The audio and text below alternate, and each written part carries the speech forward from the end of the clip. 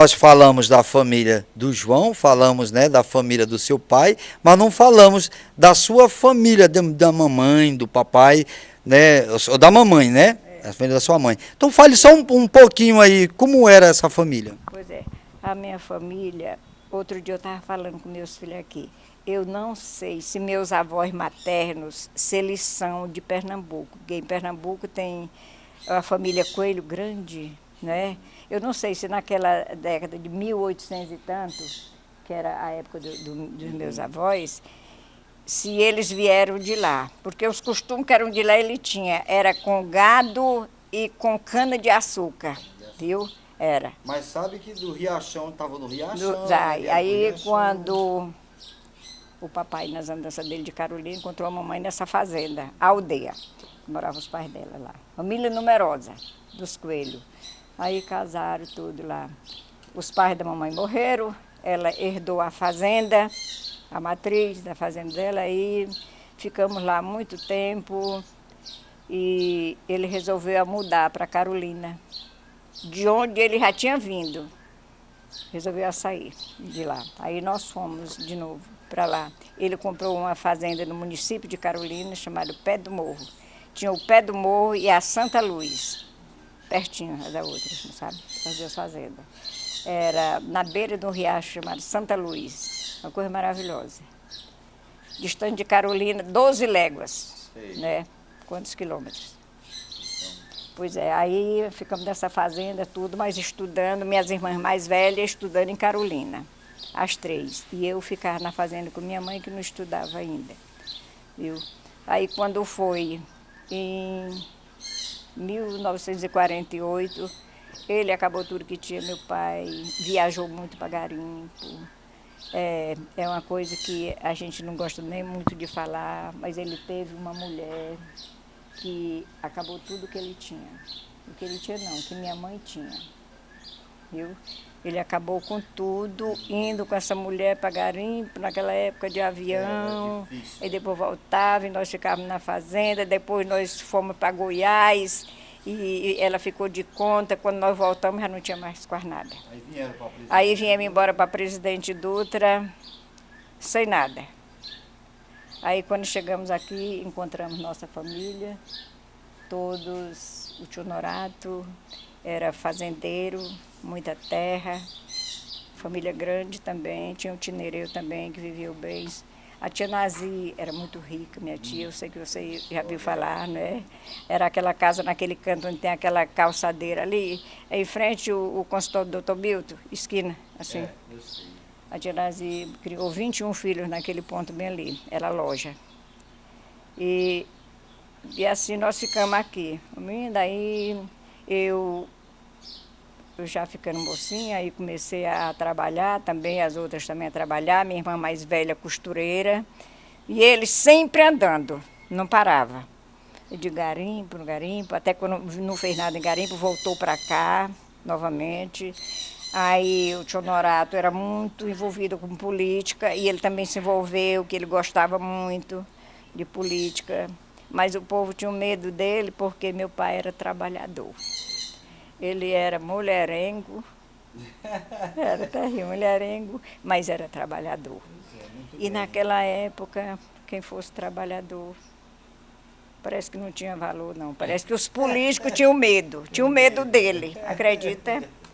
Pois é. Aí ele, visto o tio Norato, irmão dele, ser muito envolvido em política, aí convidou ele para ir. Ele foi ser candidato, não, ele foi, arranjou um emprego para ele de fiscal do Estado, viu? Aí ele foi para São José dos Basílios.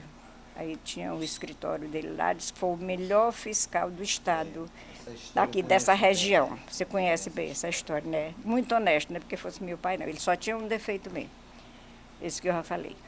Mas o resto, ele era maravilhoso. Pois foi muito bom esse papo, né? Relembrou todo mundo.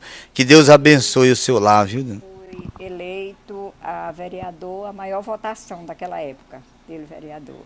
Aí o tio Norato, o irmão dele, foi eleito a prefeito, mas nenhum dos dois chegaram a terminar o mandato. O tio Norato morreu de câncer na próstata e ele morreu de uma queda de um animal, que ele ia para Dom Pedro a cavalo. de Dom Pedro, ele pegar o carro para ir, ônibus para ir para São Luís, arranjar lá com o governo, trator para fazer açude em São José dos Basílios. Viu? Era muito trabalhador, meu pai.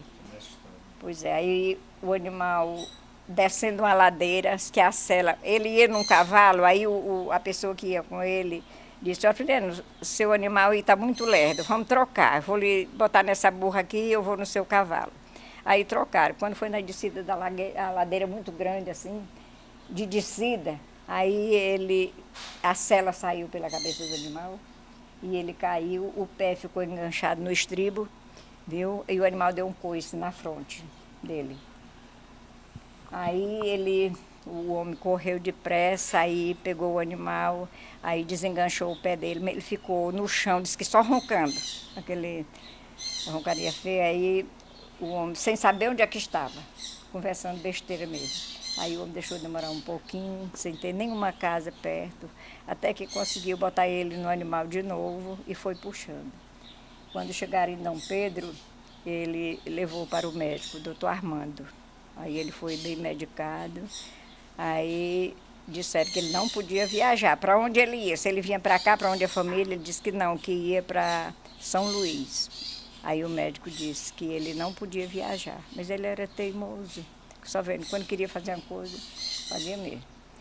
Aí quando nós soubemos que ele estava hospitalizado lá em Dom Pedro, foi através do Ribamar Freitas, não sei se você conheceu, Ribamar Freitas, que passou lá e disseram que o Orfilino Gomes estava hospitalizado, passando mal. Aí quando ele chegou aqui, foi que avisou lá em casa, aí a mamãe foi com o João.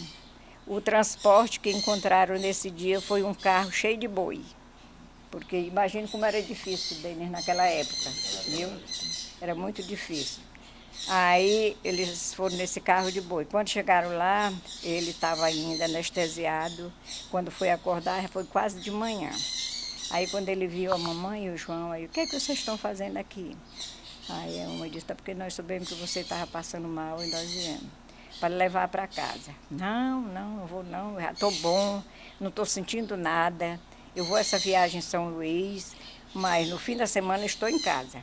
Aí mandou lembrança para todo mundo, para não se preocupar não, que ele não estava sentindo nada. Aí foi. Aí conseguiu arranjar o trator nessa época, para São José dos Basílios, tudo. E nessa época o Getúlio estudava em São Luís, o Ariston Costa também estava em São Luís, tudo. No hotel da dona, parece que era a dona Ana, que tinha na rua Santanina esse hotel. Que o povo daqui já era tudo conhecido, aí gostaram de ficar lá. Aí quando foi meia-noite, acordaram pelos gritos dele com a dor de cabeça. Aí foi o Ariston e o Getúlio para levar ele para o hospital. Quando foi para descer as escadas lá do hotel, ele já estava com as pernas duras. Já não tinha mais funcionando as pernas. Pois é. Aí levaram para o hospital. E o aviso para vir para a família era através do rádio. O Ariston Costa e o Getúlio botaram aviso no rádio para a família. Aí era mais quem queria ir lá em casa para dar essa notícia dele. Aí quando foi, assim, à meia-noite, aí a mamãe foi, minha irmã Faraildes, tudo foram. Chegaram lá, a mamãe ainda falou com ele, pegou na mão dele, aí perguntou se ele estava conhecendo ela, aí ele acochou a mão dela assim, que apertou bem a mão assim, as lágrimas desceram. Viu? Aí foi morrendo. Pois é umas tristes lembranças, uma coisa. Mas foi muito bom a gente saber desse relato, viu? Que Deus abençoe a sua tarde, né? Já está chegando a noite. E muito obrigado por nos receber.